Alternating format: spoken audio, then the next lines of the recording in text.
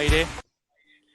Muy buenas tardes, ¿cómo le va? Esto vuelve a empezar aquí por Canal Luz, una semana más extraordinaria, y es extraordinaria porque siempre estamos bajo lo sobrenatural. Le decimos gracias a Dios por la vida que nos diste este día, esta semana, así que estamos con gozo en nuestro corazón y por supuesto esperando, como siempre, ¿no?, al Señor, la manifestación de la gloria de Dios de una manera sobrenatural, porque Dios es sobrenatural. Está comenzando el invierno, el otoño aquí en la ciudad de Rosario. Ya hay fuertes vientos por ahora, se puso fresquito por afuera y estamos en el tiempo por supuesto. Pero aquí la estamos manejando con todo lo que está pasando en el mundo entero por este tema del coronavirus. Pero aquellos que tenemos fe nos aferramos a la palabra y nuestra cobertura es el Salmo 91. Por supuesto, estamos bien cuidados, como nos dijeron nuestros gobernantes, y hacemos caso a esto. Nos lavamos bien las manitos, nos cuidamos con el tapaboca o el barbijo, y aquí estamos manteniendo una distancia social, que esto es algo prudente. Ya hemos hablado acerca de la prudencia, es muy importante eso. Alguien me dijo, pero no tiene fe. Claro que tengo fe, porque la palabra fe significa obediencia, así que tengo fe y la fe se manifiesta con actos, en este caso con obediencia, y nos va bien, por supuesto. Pero el Señor nos ha prometido que no es para siempre este mal, sino que van a venir días gloriosos. Y esto lo dijimos el otro día, cuando aquí en Rosario hubo una gran tormenta. Eran las 9 o casi 9:30 de la mañana y estaba tan oscuro como la noche prácticamente. Pero al otro día un sol radiante, y me acordé de un viejo coro que dice: después de la tormenta viene la calma, viene la paz. Extraordinario esto, ¿eh? Así que hay un momento que el sol va a brillar para el mundo, por supuesto, con la gracia de nuestro Señor Jesucristo. Roger, buenas tardes, ¿cómo te va? Roger, el pastor Roger Juárez, doctor, que Dios te bendiga desde Miami, en directo para Canal Luz. Bien, gracias a Dios, bien. Un saludo para toda la gente que nos está escuchando, viendo también. Bueno, me da mucha alegría que estemos conectados así a la distancia. Como le digo a la gente siempre, acá en la iglesia, ¿no? Estamos conectados por el internet, pero estamos unidos por algo más fuerte, que es el mismo Padre, el mismo Salvador y el mismo Espíritu. Así que nos une eso. Así que contento de saludarlos ahí, así que el Señor les bendiga. Gracias por recibirme una vez más. Bueno, gracias a Dios. Roger, hay un amigo que nos está esperando, pero vos tenés acento de allá, de Córdoba, ¿puede ser? Sí. Sí. La gente, hoy tengo, enseguida nomás vamos a pasar para recordar un lindo cuarteto, pero te digo, ¿cantan cuarteto de vez en cuando en tu iglesia? Menos de lo que yo tengo ganas en realidad, porque quiero cantar. Incluso esta mañana mismo estaba haciendo mi devocional y de adorar al Señor ahí con el piano me pasé a un cuarteto. Realmente a mí me gusta mucho, y como el centroamericano y sobre todo el caribeño, compartimos ahí. Usted sabe que el merengue es el cuarteto con una fusa y una corchea más, una cosita así, nada más. O sea, estamos tan cerca que sentimos mucha atracción por esos ritmos. Pero sí, yo estoy sintiendo la necesidad ya de un cuarteto realmente. Que posiblemente este fin de semana canto uno. Tengo mucha ganas, creo que lo necesitamos ya, ¿no es cierto? Ya te tenté. Sí, sí, Bueno, sí.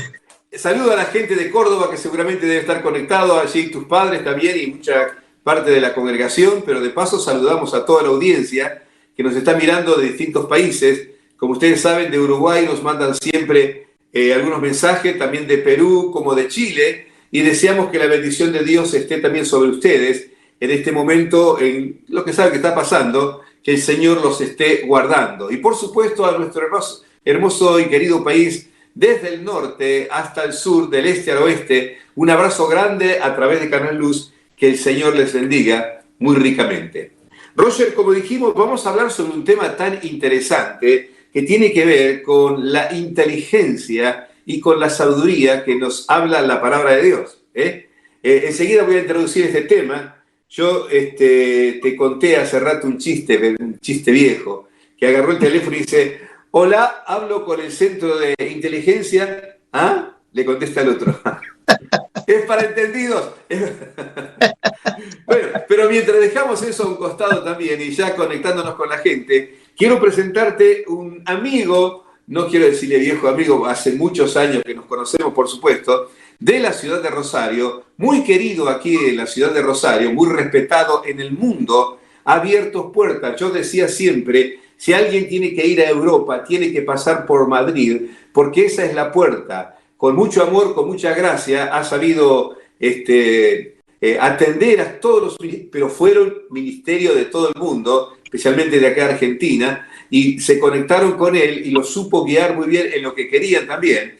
Y siempre daba como una palabra de el varón de Macedonia, vengan y ayúdanos, y la verdad que la obra de Dios ha crecido mucho. Estoy hablando de España, pero más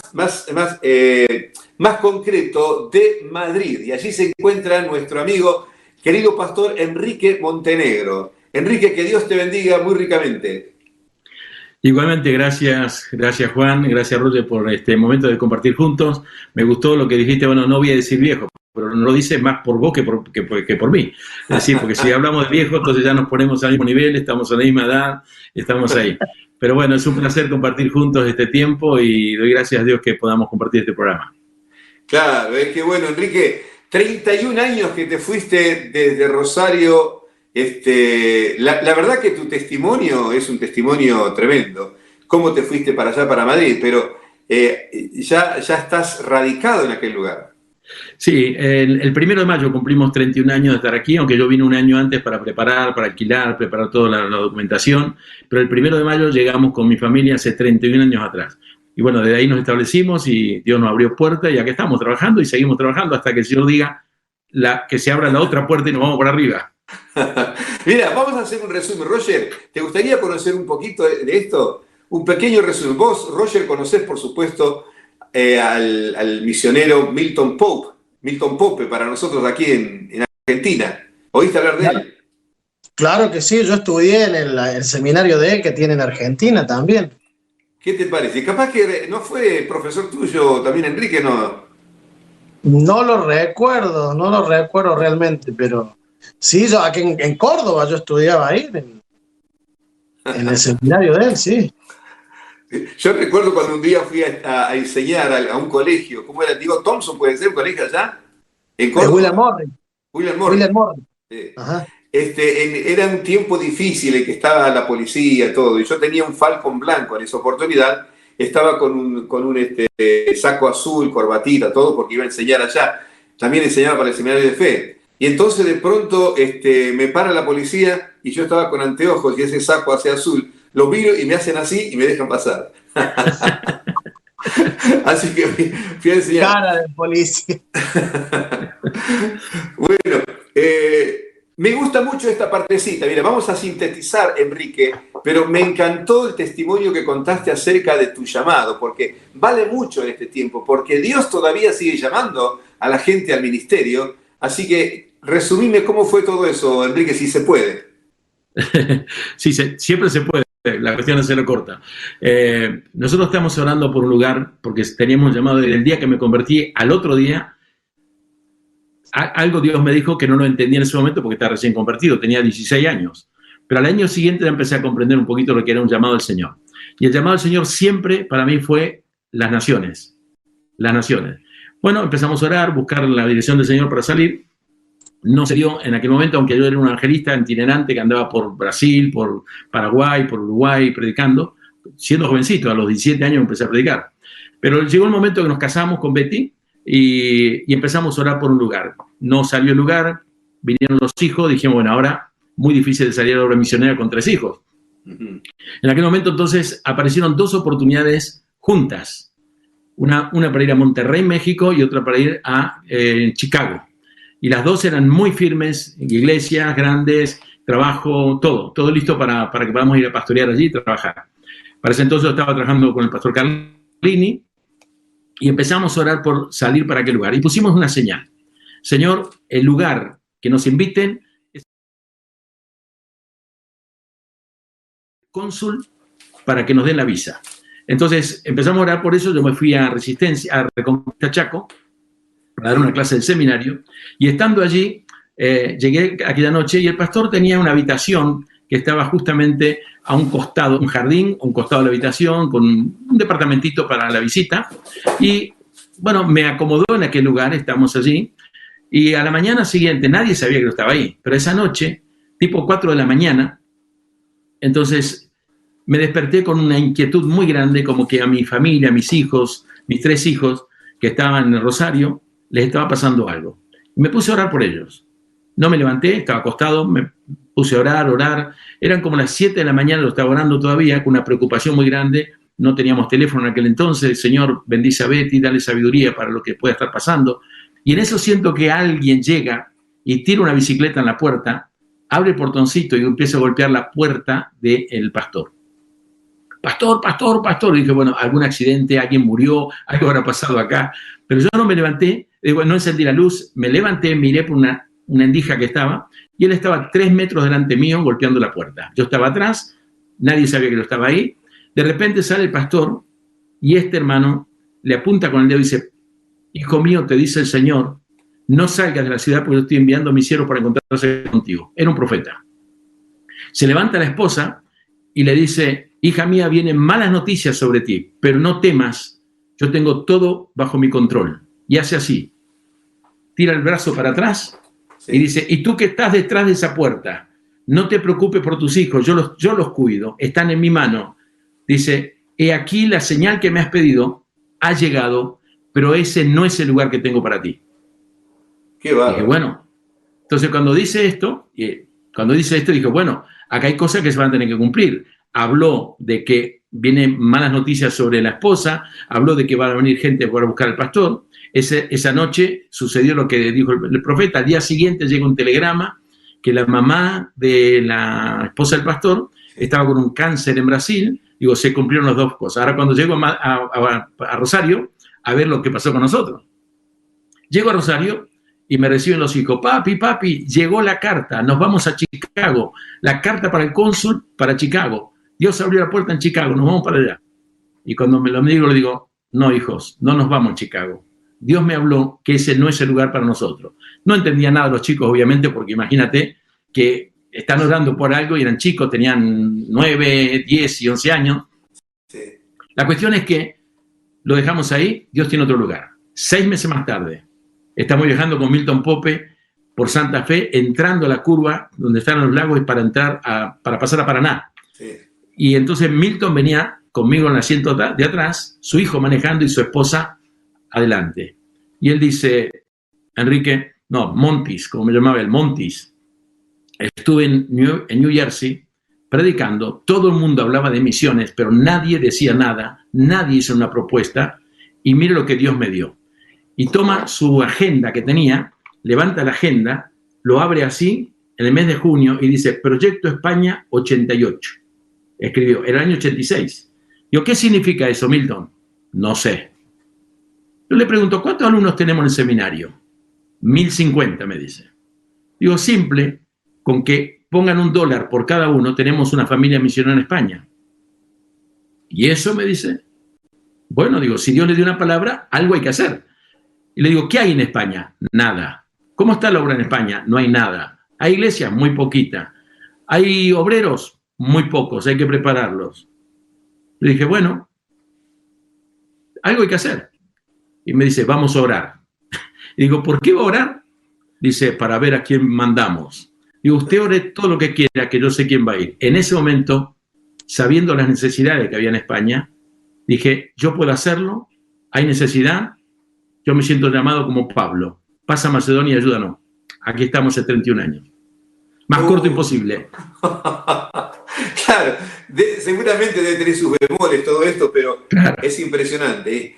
A ver, el hecho también de obedecer así la palabra y cómo Dios lo ha confirmado con el tiempo, ¿no?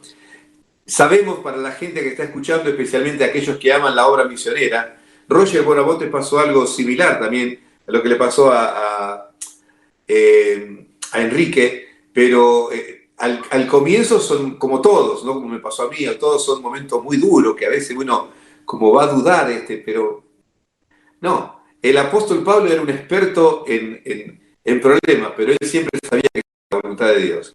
Bueno, muy precioso, parecido el tuyo también, Roger, ¿no?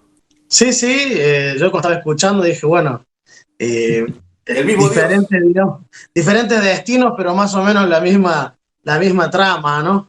Yo sabía bien, y casualmente cuando él dijo los 16 años, él se convirtió todo, yo me estaba acordando que a los 16 años yo tenía una búsqueda muy grande del Señor, fue allí cuando el Señor me habló, nos metimos en un ayuno, el Señor me dijo que me hizo saber que yo iba a ser misionero, no sabía dónde. Y como la mayoría de los argentinos, por lo menos la mayoría, digo, a mi edad te decían misionero, vos pensabas en el África, ¿viste? Yo digo, chao, ¿viste? Voy a morir comido por los leones allá en el África. pero, pero tenía ese llamado toda la vida. De hecho, siempre digo que cuando le propuse matrimonio a mi esposa, le dije, mira que te estás casando con alguien con las valijas en la mano, porque yo sé que el Señor me va a mandar a algún lado. ¿Dónde? No sé, pero que vamos a otro lado. Así que yo sé lo que ahí siente el pastor Montenegro, la experiencia, porque yo la viví también. Así que somos misioneros también en diferentes lugares. Claro que sí. Bueno, mira, vamos a hacer un cambio ahora, tenemos que hacer un cambio para conversar sobre otras cosas, la hora nos va rapidísimo, pero para hacer este cambio vamos a escuchar una buena música que a Roger te gusta y ahí cambiamos de tema. Quédese con nosotros, esto es Vuelve a Empezar, puede hacernos algún llamadito de saludo, como usted quiera, al teléfono que está en la pantalla, y ya volvemos en esto que es Vuelve a Empezar.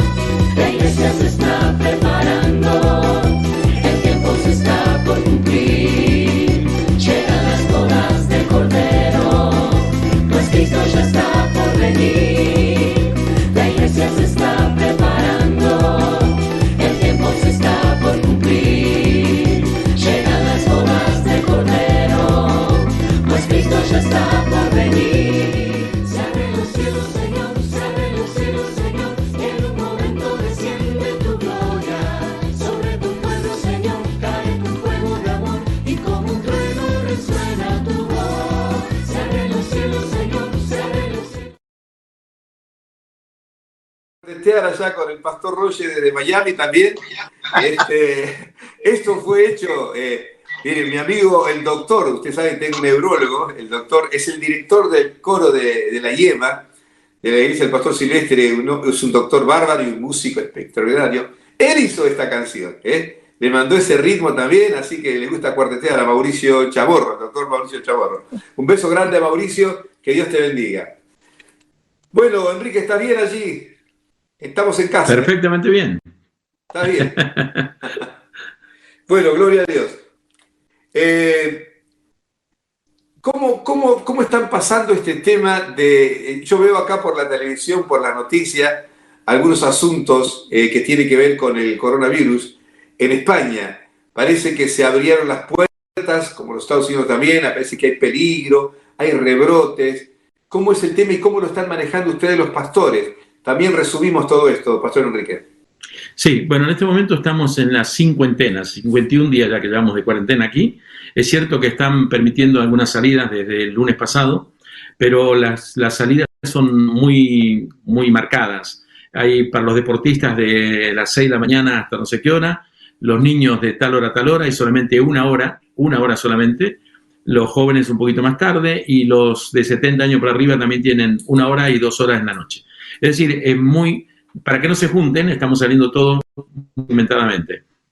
La cuestión es que las cifras que manejamos aquí, estamos como en cuarto lugar de muertos en el mundo, pero en realidad en proporción de habitantes somos los número 1 tristemente. ¿Por qué? Porque en proporción de la cantidad de habitantes que tenemos, los muertos que tenemos, estamos por encima de cualquier país del mundo. Y eso nos muestra que aquí ha golpeado muy fuerte y sobre todo en Madrid.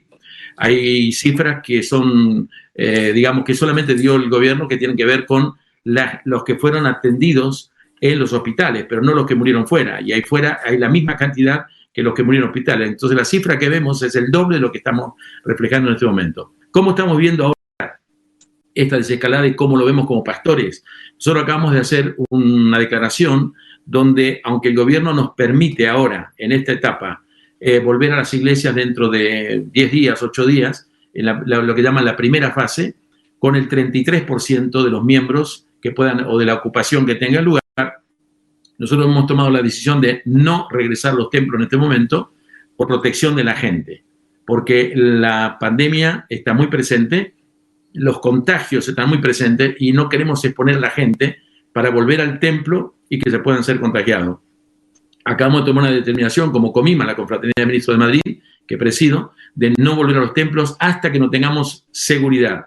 Esa seguridad puede ser que estemos hablando del mes de julio, donde tengamos un poco más de seguridad. Pero ahora mismo, como recién soltaron, digamos, la gente de sus casas que puedan salir, prevemos muchísimos más contagios, de lo que venía sucediendo. Entonces, no queremos correr el riesgo con la gente, o hacer correr el riesgo a la gente, de que vengan en un momento donde la desescalada puede producir todavía mayor contagio que el que veníamos teniendo. Así que nuestra decisión es no volvemos a los templos hasta que no tengamos mayor seguridad. Qué bárbaro, ¿eh? ¿Y a qué se debe esa decisión, Enrique? ¿Porque has tenido una mala experiencia ya? Bueno, hay algo que debemos considerar como pastores. El pueblo evangélico, a diferencia de otros pueblos, tiene una particularidad. Por ejemplo, aquí se da que Alemania ha tenido más contagios que nosotros y casi menos de un 20% de muertos que tuvimos aquí. ¿Por qué? Porque los nórdicos, los alemanes, el resto de Europa, se saludan con simplemente hola, un golpe de cabeza, hola. Nosotros los latinos nos saludamos con besos, con abrazos, en fin, nuestro afecto latino se hace notar justamente en los saludos. En lugar se dan un beso, en Italia se dan 3 besos, en otros se dan 2 besos, los hombres se besan, las mujeres se besan. Es decir, nuestro pueblo evangélico se saluda, se besa en la entrada del culto, se saludan dentro de la reunión, se abrazan dentro de la reunión y se saludan y se abrazan cuando salen de la reunión. Entonces, el riesgo nuestro tiene un potencial enormemente más grande.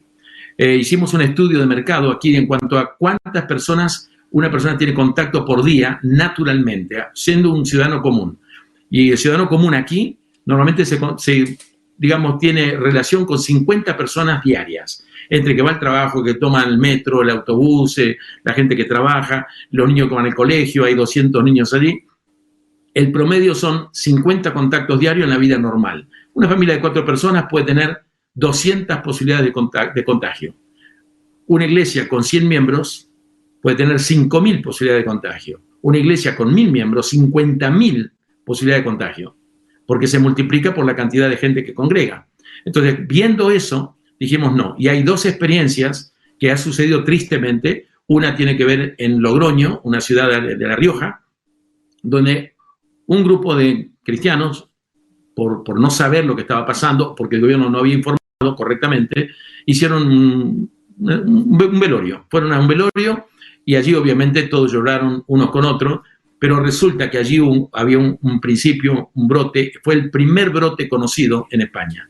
y fue justamente en un velorio. Salieron de allí y se desparramó por 2 provincias. De los que fueron al velorio, 14 personas murieron y muchos de ellos líderes evangélicos también. Y de las provincias allí fue la primera en tener, ahí fue cuando se levantó la voz de alarma para acá, para Madrid. Y la cuestión es que de todo eso que sucedió ahí, 120 personas que eran sanitarios quedaron contagiados porque no estaban prevenidos. Ahora, ¿fue negligencia de ellos? No, porque no fueron avisados. Fue el gobierno que, teniendo información, no la dio porque tenían programada una marcha para 120.000 personas aquí en Madrid, de las feministas, y no quisieron cancelar la marcha. Si daban a conocer la noticia, esa marcha no la podían haber aprobado. La cuestión es que por esa marcha, la esposa del presidente Sánchez, la madre del presidente Sánchez, la esposa del segundo vicepresidente, varios diputados, senadores, presidentes de comunidades, todos con el coronavirus. Aquí comenzó el brote por una negligencia de que guardaron información y la gente no lo sabía. Nosotros, literalmente, en este momento no nos confiamos en la palabra que puede dar el gobierno. Y no estoy hablando como evangélicos, sino todo el país está desconfiando porque los datos no son los correctos y estamos descubriendo día a día con la gente que trabaja en sanidad lo que realmente está pasando. Por eso, como responsablemente, como pastores, dijimos, no vamos a volver a los templos en este momento, aunque el gobierno diga que podemos hacerlo. Claro, me parece muy bien la salida esta, porque a veces uno está apurado en cada lugar, decir necesitamos ya. Ustedes, me imagino, como en el caso de Estados Unidos también, tienen una gran cantidad de alquileres, de rentas, ¿no? Casi no son propietarios de templos acá como en Argentina. No, aunque aquí hay mucho, pero... aquí puede haber el 4 o 5% de iglesias que son propiedades, el resto son todas alquiladas. Sí. Entonces, en este momento, comprendiendo la situación, acá le llaman caseros, los dueños, dijeron, bueno, vamos a cobrar la mitad, vamos a esperar hasta abril, vamos a esperar hasta mayo, pero más allí no, 2 meses, digamos que más o menos se negoció.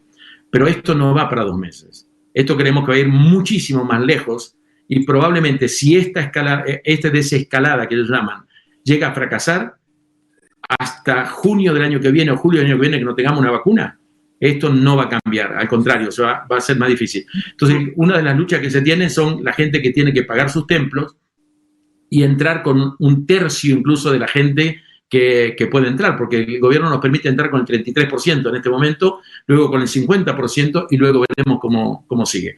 Pero creemos que no es el momento para hacerlo. Claro, bueno, Roger, ustedes también en Estados Unidos tienen más o menos las mismas complicaciones en cuanto a las rentas o a las hipotecas. Sí, acá el gobierno está ayudando a los bancos, están ayudando, se puede hablar con los dueños también para arreglar un poco el tema de los pagos porque la gente no tiene. Gracias a Dios el gobierno está ayudando de muchas maneras, han hecho un par de acciones de dinero en la gente para que la gente pueda salir adelante porque imagínense que se disparó el desempleo y quedaron sin trabajo 30 millones de personas. En un país con 320 millones de personas, casi el 10% de la gente está sin trabajo, es realmente catastrófico, ¿no? Pero están abriendo ya, como decía los otros días, ya abrieron toda la Florida, excepto el condado de Dade, o sea, Miami, Broward y West Palm Beach, que son los condados con más contagios. Ellos todavía no están 100% abiertos, pero ya uno sale a la calle y ve todo el mundo funcionando, trabajando. Ya la gente está cansada. Han habido muchas manifestaciones de la gente pidiendo que reabran todo completamente, pero las autoridades tienen miedo a rebrotes y todas esas cosas, ¿no es cierto? Claro. Bueno, por eso el tema de hoy tiene que ver con esto. Dios nos ha enseñado otro tipo de reunión. Nosotros teníamos acá el modo templista, acá en la cabeza. Hay modo avión, modo esto, bueno, modo templo, y no había otra manera. ¿Qué hace la predicación del Evangelio? Hay una persona delante que predica a unas cuantas personas o a multitudes, lo que se llama didáctica, la conferencia directa. Es el único modo que teníamos nosotros de predicar. La Biblia dice que el hombre se va a salvar con la locura de la predicación. Y Dios nos está enseñando otra manera de poder utilizar entonces la poderosa predicación para llegar a miles de personas con las buenas noticias del Señor. ¿Tenías alguna pregunta? Me parece, Roger, ¿no? Sí, quería, ya que estamos con el pastor Montenegro, porque conozco otro pastor Montenegro, no sé si él lo conoce, Javier Montenegro. Él tiene una iglesia en Israel. En Beersheba. Sí, en Beersheba, sí. En un búnker. Tiene un búnker ahí que compró y que están haciendo reuniones ahí. Siempre me invita, muy bueno. Montenegro, también conozco a Tommy Montenegro, un cantante. Vienen pisando fuerte los Montenegro. Sí, lo conozco, Javier. Estuvimos visitando a Javier allí con el pastor Carlini. Estuvimos con él, somos grandes amigos, pero no somos familiares que sepamos. Bueno, no, la pregunta que quería hacerle es, ¿qué nos puede decir a la luz de la palabra de todo esto que está pasando, no? Perdón, repíteme la pregunta porque no la he escuchado. ¿Qué nos puedes decir a la luz de la palabra? O sea, ¿qué dice la Biblia acerca de todo este tema? Bueno, en primer lugar, mi percepción de esto es, mirando la Escritura, en toda la Biblia nunca el diablo mandó ni una plaga, ni una pandemia, ni nada de eso.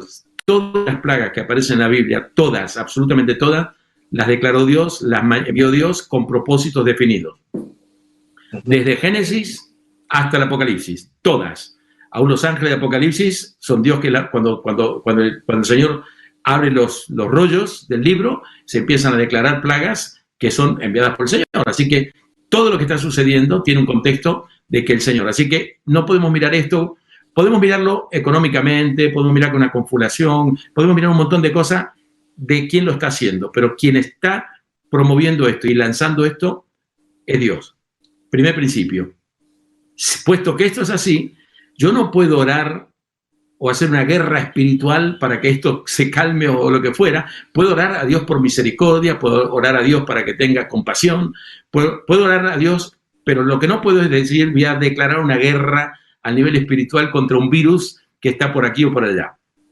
Porque si lo manda Dios, yo no puedo estar orando en contra de lo que Dios manda. Segundo lugar, si el virus fuera una cuestión de guerra espiritual, estaríamos diciendo que el virus es un espíritu, es un demonio. Entonces, la pregunta es, ¿y los pastores que murieron aquí por el virus? ¿Murieron endemoniados porque murieron con el virus? Obviamente no. Es decir, nuestra oración tiene que ser, como se dijo al principio, vamos a hablar de inteligencia y de sabiduría, tiene que ser una oración inteligente y sabia, en el sentido de discernir realmente qué es lo que está sucediendo y quién lo está promoviendo.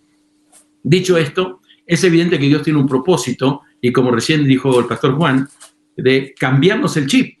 Nosotros estamos con el chip del templo y Dios nos saca del templo. ¿Por qué? Porque Dios nunca nos mandó a quedarnos en el templo. La iglesia se afincó en el templo cuando el Señor dijo, vayan por todo el mundo y prediquen el evangelio. Y hay que venir al templo a adorar, hay que venir a cantar, pero nuestra misión está fuera del templo. Y nosotros nos hemos quedado entre los templos. Y de repente, igual que en Pentecostés, el Señor le dijo, recibiréis poder y se van por todo el mundo a predicar el evangelio. Muy bien. Pero recibieron el poder y de repente 3.000 personas creyeron y se sumaron a los 120. Ahora eran 3.120. Y dijo, uy, qué lindo, tenemos crecimiento, nos quedamos en el templo. Y luego levantaron al paralítico y se sumaron 5.000 más. Y ahora dijo, somos 8.120. No, ¿y quién se va a querer ir a Samaria, Judea, hasta el último de la tierra, cuando tengo un avivamiento en mi ciudad con 8.120, con 2 mensajes, 8.000 personas?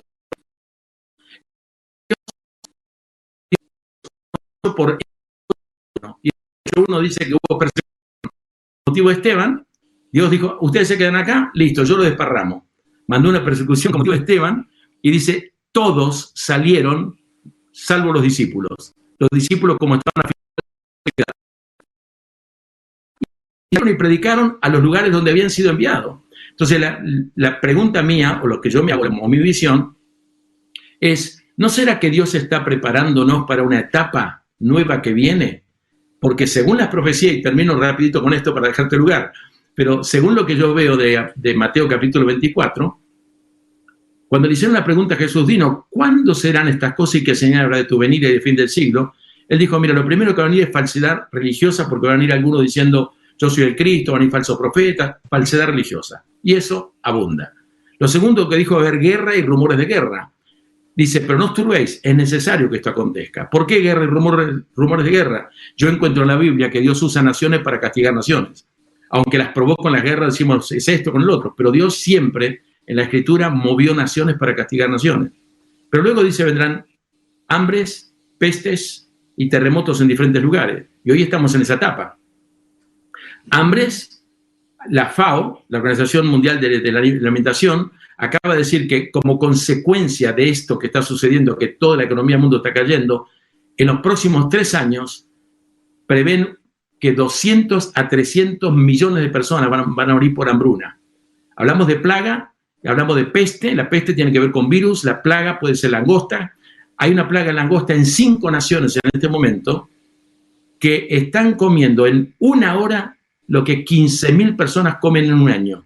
5 naciones están arrasadas por esta plaga de langosta. Y Jesús dijo, después de esto, entonces os entregarán a tribulación, matarán, serán entregados unos a otros, aborrecerán, es decir, persecución. Va a haber persecución religiosa. Yo me pregunto, nosotros estamos viendo esto como algo que se escapó un virus, lo podemos ver políticamente, económicamente, lo que quiera, pero bajo el punto de vista profético, ¿no nos estará preparando Dios para sacarnos de los templos? Porque próximamente, la próxima etapa, viene una persecución, y para que aprendamos a vivir la fe como familia. Es decir, cerraron los templos, pero no cerraron la iglesia. Hoy la iglesia está en todos los hogares. Hoy la iglesia está más latente que nunca. Hoy la gente está orando y leyendo la Escritura más que nunca. Lamentablemente, y digo esto, se habla más del anticristo que de Cristo. En este momento todos lo están estudiando y hablando del anticristo. Pero Jesús dijo esto, que la última señal será predicado el evangelio del reino a todas las naciones y entonces vendrá el fin. Y la gente está hablando más del anticristo que de Cristo. El mundo está preparado hoy más que nunca. 187 naciones del mundo están con el virus de las 193 naciones que existen en el mundo. 187 naciones que no saben qué hacer. Ni los presidentes, ni los consejeros, ni los de sanidad. Nadie sabe lo que hacer.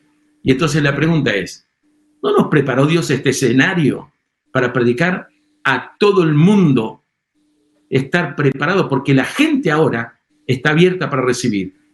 En Navidades o a 1 de enero nadie quería escuchar el Evangelio. Ahora todo el mundo quiere escuchar el Evangelio. Creo que el plan de Dios es mucho más perfecto que cualquier cosa que nosotros podíamos haber planificado. Es cierto. Estaba leyendo recién las Escrituras cuando dice, el apóstol Pablo dice, miren con diligencia cómo andamos, no como necios, sino como sabios, aprovechando bien el tiempo porque los días son malos. Uno tiene que ser en este tiempo en el que estamos viviendo esta gran prueba sobre el mundo entero, lo suficientemente sabio o entendido para entender los tiempos y cómo desarrollarnos en este tiempo. Por eso es que al principio les hablé sobre esto, que que significa la inteligencia, la sabiduría. Hay mucho para hablar, a la audiencia le decimos sobre lo que el pastor Montenegro está hablando también, y seguramente quisiera saber mucho más sobre este tema, pero me llamó la atención, Enrique y Roger, yo hago devocionales con los proverbios, cada proverbio es un devocional para mí. Pero me quedo con el capítulo 4, el día de ayer justamente, que decía esto, adquiere sabiduría, adquiere inteligencia, no te olvides ni te apartes de las razones de mi boca, le dice este consejo del Padre, no la dejes y ella te guardará, ámala y consérvala. Sabiduría ante todo, adquiere sabiduría, y sobre todas tus posesiones adquiere inteligencia. Engrandécela y ella te engrandecerá. Ella te honrará cuando tú la hayas abrazado, ¿no? Bueno, y ahí justamente el final dice, adorno de gracia dará a tu cabeza, corona, no coronavirus, sino corona de hermosura te entregará. Y llama la atención esto porque... ¿sabés que nosotros los predicadores, y también hemos escuchado y sabemos de los dones carismáticos, escrito en el libro de Corintios, en el capítulo 12, la mayoría de los grandes evangelistas mundiales se desarrollan con el don de milagros, de sanidades. Usamos mucho el don de lengua también. Como pentecostales, Enrique y Roger, hemos crecido con el don de la interpretación. Hemos sentido, hablaban lengua y otro interpretaba. Pero no hemos desarrollado el don del conocimiento. Tal vez, no sé, lo hemos visto tal vez por Pat Robertson en el Club 700 en su época, ¿no? Pero creo que es algo mucho más esto, como el hablar en lengua es mucho más que hacer ruido, es mucho más esto, mucho más profundo y necesario, como el don de conocimiento, el don de sabiduría que necesitamos en esta época para vivir los tiempos que estamos viviendo. Bueno, valga la redundancia. ¿Qué me dicen de eso, mis queridos? Roger, te doy la palabra porque yo recién hablé. No, adelante, usted es el invitado, ahí quisiera yo escuchar. Yo estoy atento, quiero escucharlo. Vale, es cierto que, en primer lugar, definir uno con el otro, hablamos de los dones de conocimiento, de sabiduría, y la Biblia dice, si alguno tiene falta de sabiduría, pídale a Dios que Dios se la da en abundancia. Claro. Pero acá dice, adquiere sabiduría. Entonces hay una diferencia entre adquirir. Para adquirir hay que pagar un precio, hay que buscarla, hay que pagar para obtenerla. Yo puedo comprarme un libro, pero no adquiero la sabiduría. Adquiero un libro de sabiduría, pero si no lo leo y no soy enseñable, no voy a saberlo. Pero dice que si alguno tiene falta de sabiduría, pídala a Dios y Dios se la dará. Y la mayoría de la gente lo que hace dice, bueno, como no entiendo, le pido sabiduría a Dios y Dios me da sabiduría. Entonces, los niños que aprenden a orar, no estudié el examen, pero voy a pedir a Dios que Dios me dé sabiduría. Pero el contexto de esa palabra está hablando de las pruebas, no está hablando de la sabiduría y conocimiento. Porque el contexto de Santiago capítulo 1 dice, cuando alguno es probado tal y tal, cuando uno es tentado, entonces está hablando de las pruebas, y en el contexto de las pruebas, como no sé por dónde salir, tengo que pedirle a Dios sabiduría para salir de esa situación. Lo segundo, la sabiduría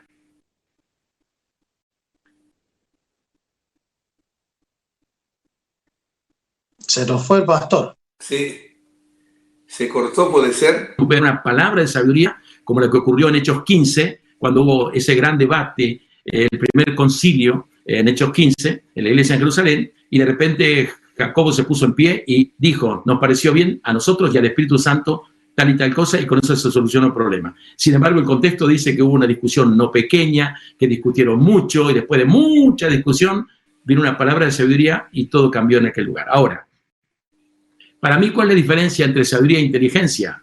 Lo pondré en un ejemplo práctico.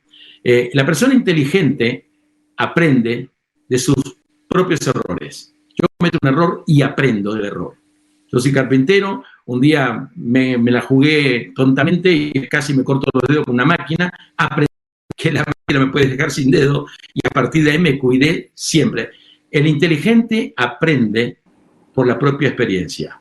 El sabio aprende por la experiencia ajena. No preciso pasar por ese lugar para aprenderlo. El sabio dice, uy, esto es así, pues yo no entro ahí, yo no hago esto. La persona sabia es la que, usando la inteligencia ajena, no inútilmente a algo que le puede perjudicar.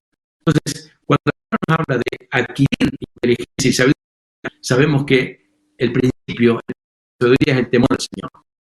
También sabemos que la inteligencia y la sabiduría vienen por la palabra de Dios. Claro. Entonces, termino con esto. El Señor dijo, vosotros erráis con este asunto. ¿Por qué? Porque sabiduría y el poder de Dios tienen que ir juntos de la mano. Si Dios nos da el poder de Dios y no tenemos sabiduría para el uso, nos va a destruir. Por eso es que a veces Dios no nos da lo que nosotros le pedimos porque no somos sabios para administrar lo que Dios nos ha dado. Sí, es verdad eso.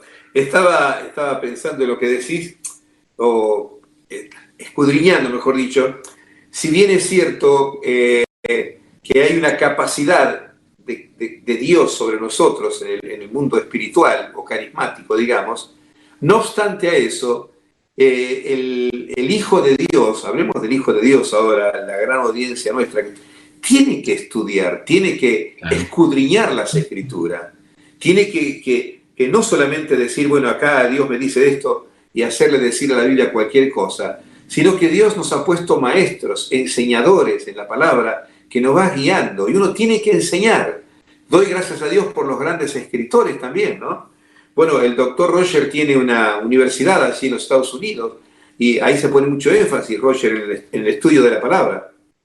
Sí, sabes que me estaba diciendo, me estabas haciendo acordar que cuando comencé a estudiar, a completar mis estudios aquí en Estados Unidos, comenzamos en las primeras clases de amigos con un matrimonio, unas personas ahí, y estaban muy entusiasmadas la primera materia, segunda materia, y de repente desaparecieron, les llamo, ¿qué pasó? No volvieron más a las clases, abandonaron la carrera. No, nosotros creemos que Dios te revela todas las cosas, así que no hay que estudiar, todo esto no es necesario porque el Espíritu Santo nos revela y Él pondrá palabra en nuestra boca, y todos estos versículos, ¿no es cierto?, sacados un poco de contexto, y es un testimonio de esto, ¿no? Como decía el pastor Montenegro, realmente la palabra dice, adquiere conocimiento, adquiere sabiduría, y dice la palabra también que es un tesoro, en Cristo se esconden los tesoros de la sabiduría y del conocimiento, o sea que hay que ir no solamente a los libros, hay que ir a buscar la sabiduría que viene de Dios, pero es una lástima que hay gente que cree que le va a caer todo así de arriba, pero como decía el pastor tan lindo, ¿no? Recién, pastor, que lo estabas diciendo, hay que pagar un precio, ¿no es cierto? Y no todos están dispuestos a hacerlo, pero la sabiduría y el conocimiento son mejor que el oro y mejor que muchas cosas, ¿no es cierto? De verdad. Sí, tengo acá en mi nota la siguiente declaración, dice, la inteligencia es la capacidad de hacer las cosas correctamente. La sabiduría es la habilidad para elegir las metas que valen la pena, es decir, para hacer las cosas correctas. Eso es lo que estaba explicando Enrique recién allí. Inteligencia tiene que ver con el conocimiento, con el cómo hago esto. La sabiduría tiene que ver más bien con los valores, el por qué hago esto. Yo estaba pensando también en esto.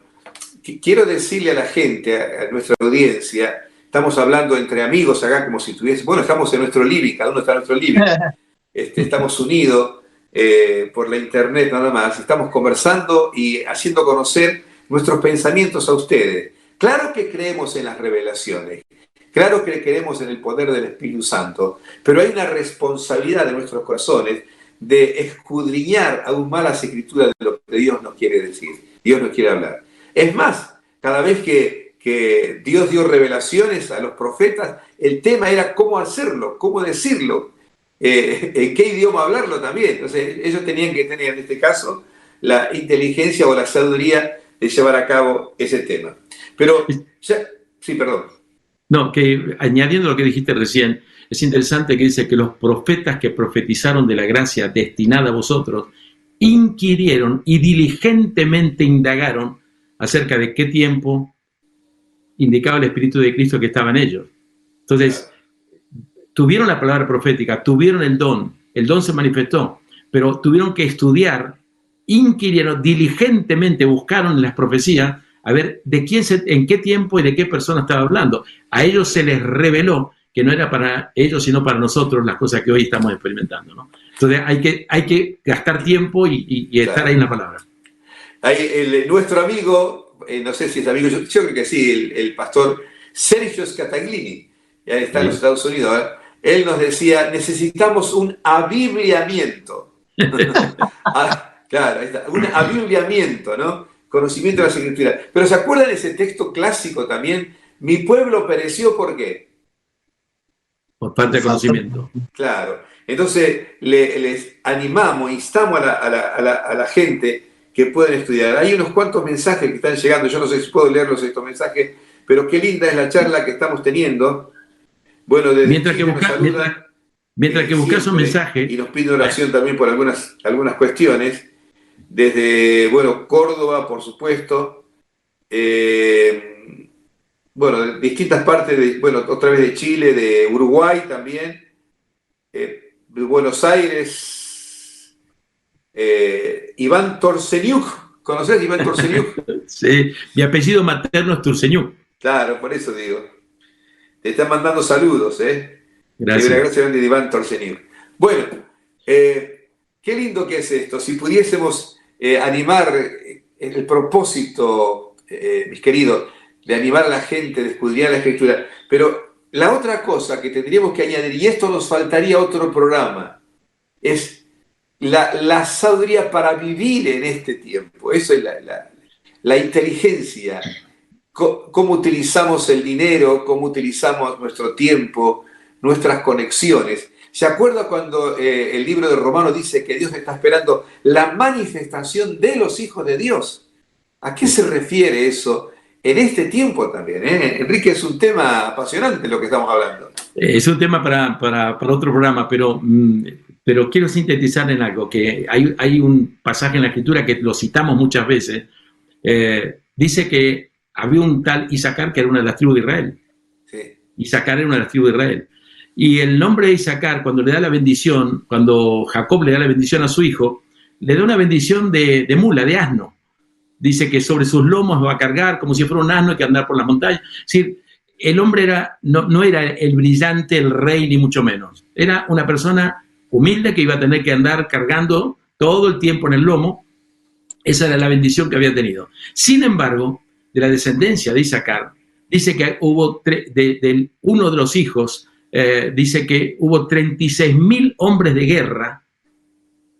36.000 hombres de guerra fueron de la descendencia de él. Pero el de la descendencia del primogénito, que se llama Tola, si no me equivoco, dice que había 22.000 hombres muy valerosos al servicio del rey David.